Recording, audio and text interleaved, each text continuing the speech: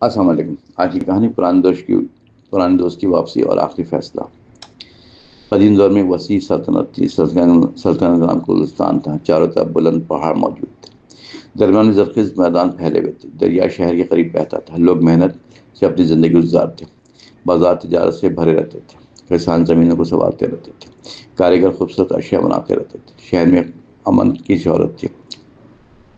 اس سلطنت کا بادشاہ فرید انصاف پسند حکمران سمجھا جاتا۔ وہ رعیت کی بات سنتا، کمزوروں کے لیے دروازے کھلے رہتے تھے، غریب کو دربار تک رسائی تھی۔ فرید کے دو بیٹے تھے۔ بڑا بیٹا حارث بہادر تھا، چھوٹا بیٹا سمیع دانا تھا۔ دونوں نے اپنے والد کا احترام کیا، مگر دونوں کی طبیعت مختلف تھی۔ حارث جنگی معاملات میں ماہر تھا، سمیع مذاکرات میں غیر معمولی سمجھا جاتا۔ دونوں بھائی ایک دوسرے کی مدد کرتے تھے۔ سلطنت مضبوطی سے آگے بڑھ رہی تھی، مگر ماضی کے واقعے باقی تھے۔ ایک پرانا دشمن زندہ تھا، اس کا نام دران تھا۔ دران کبھی گلستان کا صوبہ سالار تھا۔ اقتدار کی خواہش اس نے بدل دی۔ اس نے بادشاہ سے بغاوت کی۔ دران نے کئی فوجی اپنے ساتھ کیے۔ اس نے سلطنت پر قبضہ چاہا، مگر حارث نے بغاوت روک دی۔ دران شکست کھا کر بھاگ گیا۔ وہ دوری پہاڑی میں جا چھپا۔ بادشاہ نے اس کا پیچھا نہیں کیا۔ فرید نے کہا اسے جانے دو، وقت شاید اسے سبق دے۔ حارث اس وقت فیصلے سے مطمئن نہ تھا، مگر والد کی بات مان لی۔ کئی سال گزر گئے تھے، داران کا کوئی پیغام نہ آیا۔ لوگ اسے قصہ سمجھنے لگے، نئی نسل سے جانتی بھی نہیں تھی۔ گلستان میں امن برقرار رہا، شہری خوشحال ہونے لگے۔ فرید بوڑھا ہونے لگا، اس نے سلطنت کی ذمہ داری تقسیم کی۔ حارث سرحدوں کی نگرانی کرتا، سمیع اندرونی امور سنبھالتا تھا۔ ایک موسم بہار کی صبح تھی، سڑک سے گھوڑا سوار، ان کے کپڑے سفر سے گرد آلود تھے۔ وہ تھکا ہوا دکھائی دے رہا تھا۔ اس نے فوراً دربار کی اجازت مانگی۔ سپاہیوں نے اسے اندر پہنچایا۔ اس نے اہم خبر سنائی، دران واپس آ چکا۔ وہ اکیلا نہیں، ایک بڑا لشکر شامل تھا۔ دربار میں تشویش پھیل گئی۔ حارث فوراً جنگ کی تیاری چاہتا تھا۔ سمیع نے پہلے معلومات دینے نے کہا۔ فرید نے دونوں کی بات سنی۔ اس نے جاسوس مختلف سلسلوں میں بھیجے، کچھ ہی دنوں میں خبریں لائیں۔ دران نے کئی قبائل متحد کیے۔ اس نے مضبوط فوج تیار کی۔ اس کا مقصد سے بدلہ ہے تھا۔ وہ گلستان کا تخت چاہتا تھا۔ حارث نے کہا وقت ضائع نہیں کرنا چاہیے، دشمن کو سرحد پر روکیں۔ سمیع نے جواب دیا جلدی خطرناک ہے، ہمیں دشمن کی نیت سمجھنی چاہیے۔ فرید نے دونوں کو ذمہ داری دی۔ حارث دفاع سنبھالنے لگا، سمیع سفارتی راستے تلاش کرنے لگا۔ دونوں بھائی اپنے کام میں لگے رہے۔ سلطنت نے دفاع میں مضبوط کیا، مگر شہری خوفزدہ تھے۔ اس دوران دران کا پیغام آیا، اس نے بادشاہ سے ملاقات مانگی۔ حارث نے صاف انکار کیا۔ سمیع نے ملاقات کا مشورہ دیا، فرید نے آخری کا اجازت دے دی۔ دران اکیلا دربار میں داخل ہوا۔ اس نے چہرے پر غرور تھا۔ اس نے بادشاہ کو دیکھا، پھر پرانی بات چھیڑی۔ اس نے کہا آج حساب ہوگا۔ فرید نے پرسکون لہجے میں کہا تم یہاں جنگ کے لیے آئے ہو؟ دران نے جواب دیا ہاں۔ پھر اس نے عجیب شرط رکھی، اگر حارث میرے سامنے شکست مانے تو میں شہر بچا دوں گا۔ حارث غصے میں آ گیا، مگر فرید نے اسے روک دیا۔ سمیع نے دران کو غور سے اس کے الفاظ میں فریب تھا۔ سمیع نے کہا تم شہر بچاؤ؟ دران نے کہا ہاں۔ سمیع نے پوچھا پھر فوج کیوں؟ دران کچھ دیر رک گیا۔ سمیع نے دوبارہ سوال کیا تمہارا اصل مقصد کیا ہے؟ دران نے تخت کی خواہش ظاہر کی۔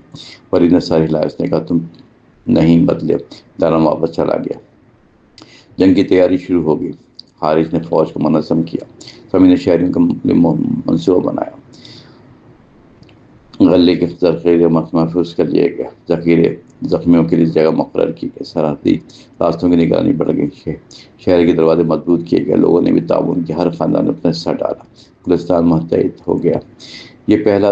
یہ حملہ 3 دن بعد ہوا۔ دران کی فوج میدان میں اتری۔ حارث نے بہادری سے مقابلہ کیا۔ گلستان کے سپاہیوں نے حملہ روکا۔ دران پیچھے ہٹنے سے مجبور ہوا، مگر یہ صرف آغاز تھا۔ اس نے نئی تدابیر اختیار کی۔ اس نے رات میں حملہ کیا، مگر محافظ پہلے سے تیار تھے۔ دشمن دوبارہ ناکام ہوا۔ جنگ کی کئی ہفتے جاری رہے۔ دونوں جانی نقصان بڑھنے لگا۔ فرید کی صحت خراب ہونے لگی، وہ پھر بھی مشورہ دیتا رہا۔ حارث مسلسل میدان میں رہتا تھا، سمیع قلعے کے اندر کام کرتا تھا۔ دونوں بھائی ایک دوسرے کا سہارا، مگر ایک مسئلہ پیدا ہو گیا۔ سلطنت میں کچھ لوگ خوفزدہ تھے، وہ دشمن سے خفیہ رابطہ چاہتے تھے۔ سمیع کو ایک مشکوک پیغام ملا، پیغام دران کے سردار کا۔ اس نے خفیہ معاہدہ پیش کیا، اگر گلستان اندر سے کمزور ہو تو جنگ جلدی ختم ہو سکتی ہے، مگر قیمت بہت بڑی تھی، سلطنت نے کئی علاقے دینے پڑیں گے۔ سمیع نے پیغام مسترد کر دیا۔ اس نے جاسوس کو گرفتار کیا، پھر اس کی شناخت معلوم کی۔ وہ شخص کبھی فرید کا مشیر تھا، اب دشمن کے لیے کام کرتا. فرید نے اسے دربار میں بلایا. مشیر نے اپنا جرم اعتراف کیا. تو اس نے کہا مجھے خوف تھا. فرید نے کہا خوف جرم نہیں مگر غداری ضرور جرم ہے. اسے سزا سنائی گئی مگر سمیع نے رحم کی درخواست اسے قید میں رکھا. جنگ کا رخ بدلنے لگا. داران کی فوج تھکنے لگی. اس کے ساتھی اختلاف کرنے لگے. کچھ سردار واپس جانا چاہتے تھے. داران نے سختی بڑھا دی. اس نے اپنے سپاہیوں کو ڈانٹا اور اس کی اپنی فوج بددل ہوتی گئی. سمیع نے اس موقع کو دیکھا. اس نے امن کا پیغام بھیجا. کئی سردار نے جواب دیا. انہوں نے کہا ہم جنگ نہیں، ہم صرف اپنے گھروں کی حفاظت چاہتے ہیں. سمیع نے انہیں محفوظ واپسی دی. کئی دستے میدان چھوڑ کے چلے گئے. داران غصے میں پاگل ہو. اس نے آخری حملے کا اعلان کیا. حارث نے دفاع مضبوط کیا. فرید نے دونوں بیٹوں کو بلایا. اس نے اہم بات کی. آخری فیصلہ سے تلوار سے نہیں. فرید نے کہا یاد رکھو بیٹوں، دشمن کو شکست دینا مقصد نہیں، ہم اپنی سلطنت کو بچانا مقصد ہے. اگر دشمن ہتھیار ڈال دے تو صاف کرنا، اگر ظلم کر جاری رکھے تو مضبوطی سے روکنا، مگر انتقام کو فیصلہ نہ بنانا. حارث نے والد کی بات مانی. سمیع نے بھی سر جھکا دیا. اگلی صبح آخری جنگ ہوئی. داران پوری قوت کے ساتھ آیا. حارث نے اپنی فوج آگے بڑھائی. دونوں لشکر آمنے سامنے تھے. کئی گھنٹے سخت مقابلہ ہوا. آخر گلستان کی فوج غالب ہے. داران کا لشکر بکھر گیا. داران خود کو گرفتار ہو گیا. سپاہیوں نے اسے حارث کے سامنے پیش کیا. حارث نے تلوار روک لی. حارث نے دل میں پرانا غصہ، اسے بغاوت یاد تھی، اسے اپنے ساتھیوں کی قربانی یاد تھی، اسے والد کی نصیحت بھی. اس نے داران کو دیکھا، پھر تلوار نیچے کر دی. اس نے کہا تم گرفتار ہو، تمہارا فیصلہ بادشاہ کریں گے. داران حیران رہ گیا. اسے قتل کی توقع تھی. داران کو دربار میں لایا گیا. فرید کمزور ہو چکا تھا مگر اس کی سوچ واضح تھی. اس نے داران سے سوال کیا کہ تمہیں اپنے اعمال پر افسوس ہے؟ داران نے جواب دیا. فرید نے دوبارہ پوچھا تم نے کتنے گھر اجاڑے، کتنے لوگوں کو جنگ میں دھکیلا؟ داران پہلی بار جھک گیا. اس نے کہا طاقت چاہیے. میں نے سمجھا طاقت سب کچھ ہے مگر اب سب ختم ہے. فرید نے کہا طاقت عارضی ہے، کردار انسان کے ساتھ آتا ہے. داران نے معافی مانگی مگر دربار میں سوال اٹھا کیا اسے آزاد کر دیا جائے گا؟ حارث خاموش رہا. سمیع نے اپنا فیصلہ بتایا. سمیع نے کہا اسے سزا ملے مگر ایسی سزا اصلاح کرے. اسے عمر پر قید نہ، اسے سردی علاقے میں رکھا جائے، وہ وہاں جنگ متاثرین کی خدمت کرے، اپنی محنت سے نقصان پورا کرے، اس کے ساتھ سخت نگرانی کرے، مگر اسے زندہ رہنے دیا جائے. دربار نے یہ فیصلہ قبول کیا. حارث نے بھی حمایت کی. داران کو سردی علاقے بھیجا گیا. وہاں جنگ سے متاثر لوگ تھے. کئی لوگ تباہ ہو چکے تھے. کئی خاندان مدد چاہتے تھے. داران نے پہلی بار خدمت دیکھی. اس نے اپنے ہاتھ سے کام کیا. وہ تعمیر میں مدد کرنے لگا. لوگ ابتدا میں اسے قبول نہ کرتے مگر وقت کے ساتھ تبدیلی آئی. اس کے رویے میں فرق آیا. کئی برس بعد داران بوڑھا ہو گیا. اس نے زندگی پر غور کیا. اسے سمجھ آیا اصل شکست کیا ہے. وہ جنگ نہیں ہارا تھا، وہ اپنی حرص سے ہارا تھا. اس نے ایک خط لکھا، باخط بادشاہ فرید کے نام. اس نے اعتراف کی میری سب سے بڑی غلطی تحت مجھے عزت خدمت سے ملتی ہے. فرید اس وقت دشمن دنیا سے رخصت ہو چکا تھا. حارث بادشاہ بن چکا تھا. سمیع وزیر اعظم تھا. دونوں بھائی والد کی روایت پر. حارث نے داران کو خط پڑھا. اس نے اسے معاف کیا مگر سزا ختم نہ کی. اس نے کہا معافی الگ ہے، ذمہ داری الگ چیز ہے. داران کی خدمت جاری رکھے گا. وقت گزرتا گیا اور امن قائم رہا. گلستان پہلے سے زیادہ مضبوط. لوگوں نے جنگ کا قصہ سنایا. پہلے بچے حارث کی بہادری سنتے مگر سمیع کا فیصلہ بھی. وہ کہتے اصل کامیابی یہی ہے، انصاف سے شکست دی گئی ہے. داران کا نام بھی بدل گیا. لوگ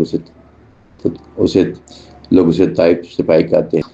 حارث نے اپنے دربار میں اصول: ہر دشمن کو صرف دشمن نہ، ہر مجرم کو صرف سزا نہیں، ہر فیصلے میں حالات دیکھو، ہر طاقت کے ساتھ ذمہ داری، ہر فتح کے بعد احتساب، معافی کے ساتھ نگرانی. یہ اصول سلطنت میں نافذ ہوئے. لوگ زیادہ اعتماد کرنے لگے. سلطنت خوشحال ہونے لگے. ایک دن ایک نوجوان سپاہی حارث کے پاس آیا. اس نے پوچھا بادشاہ سلامت، اگر داران دوبارہ غداری کرے؟ تو حارث نے جواب دیا تب قانون اپنا کام کرے گا. دونوں کے درمیان توازن بہت ضروری تھا. یہی حکومت کی اصل آزمائش تھی. داران کی واپسی نے سلطنت بلائی مگر آخری فیصلے نے اسے سنوارا. اگر حارث اسے قتل کر دیتا تو پرانی دشمنی ختم ہو جاتی مگر اس کی وجہ معلوم نہ ہوتی. سمیع کے فیصلے کی مثال جرم کو نظر انداز میں نہ کیا اور انسان کا مکر ختم بھی. اس توازن نے سلطنت بچا لی اور کئی دل بدل دیے. فرید کی تعلیم سب کو یاد ہے بادشاہ ہونا آسان نہیں ہوتا، تلوار اٹھانا آسان ہوتا ہے مگر اسے وقت پر اٹھنا مشکل نہیں، حکومت دینا آسان ہو سکتا ہے مگر جواب دہ ہونا مشکل ہے، دشمن کو ہرانا آسان ہو سکتا ہے مگر نفرت کو ہرانا مشکل ہے۔ حارث نے یہ سبق اپنایا، سمیع نے اسے مضبوط بنایا، آخر داران نے اپنی زندگی لوگوں کی خدمت میں گزاری، اس نے کئی گھر بنوائے، زخمی خاندان کے لیے خدمت کی، بچوں کی تعلیم میں مدد کی، اس کی آخری خواہش یہی تھی کہ اس کی قبر پر لکھا جائے یہ شخص غلطی کر چکا تھا مگر غلطی سے سبق سیکھا اور اپنی باقی زندگی کو سنبھالی۔ حارث نے اس کی خواہش کو قبول کیا، قبر مختصر عبارت لکھی، غلطی سے انسان کو گرا سکتی ہے، توبہ سے دوبارہ اٹھا سکتی ہے مگر انصاف کا راستہ مت چھوڑو۔ یہ عبارت آج بھی مشہور رہی، لوگ وہاں آتے ہیں اور سوچتے ہیں کہ دشمن ہمیشہ دشمن رہتا ہے، جواب حالت سے نہیں ملتا، جواب کردار سے ملتا ہے۔ اس قصے کا سب سے بڑا سبق یہی تھا کہ بدلہ ہمیشہ انصاف نہیں ہوتا، کبھی سزا ضروری ہوتی ہے، کبھی معافی زیادہ طاقت بن جاتی ہے، اصل فیصلہ حالت کو دیکھ کر ہوتا، دل کے عقل سے نہیں ہوتا۔ جو شخص کی غلطی مانے اس کے لیے اصلاح کا دروازہ کھولو مگر قانون کو کمزور نہ کرو۔ انسان کی اصل عظمت تب جب اسے اختیار حاصل ہوا، وہ اختیار کا غلط استعمال نہ کرے۔ حارث کے بعد تلوار تھی مگر اس نے انصاف چنا، سمیع کے بعد اختیار تھا مگر اس نے انتقام نہیں چنا، داران کے پاس بھی طاقت تھی مگر اس نے حرص چنی، اس فرق نے سب بدل دیا۔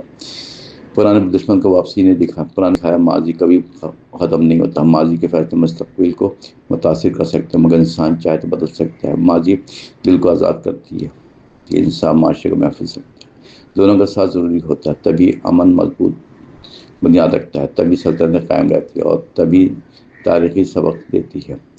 کہانی کا اہم پیغام: دشمن کی واپسی ہمیشہ جنگ نہیں، کبھی وہ امتحان بن جاتی ہے، کبھی وہ اپنے پرانے زخم جگاتی ہے، کبھی وہ نئے فیصلے مانگتی ہے۔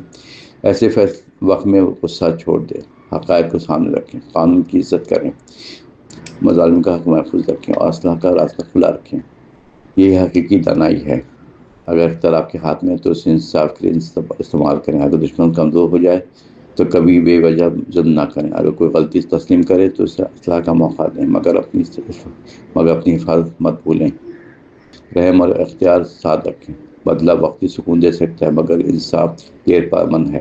اس لیے گلستان کا قصہ آج بھی لوگوں کو یاد رہا۔ ایک دشمن واپس آیا تھا مگر آخری فیصلہ تلوار کا نہیں بلکہ عقل اور انصاف کا تھا، یہی فیصلہ سلطنت بچایا گیا، ساتھ کئی دل بھی بدل گیا۔ تاریخ نے یہی سبق محفوظ کیا، طاقت ختم ہو سکتی ہے کبھی مگر اچھا کردار باقی رہتا ہے۔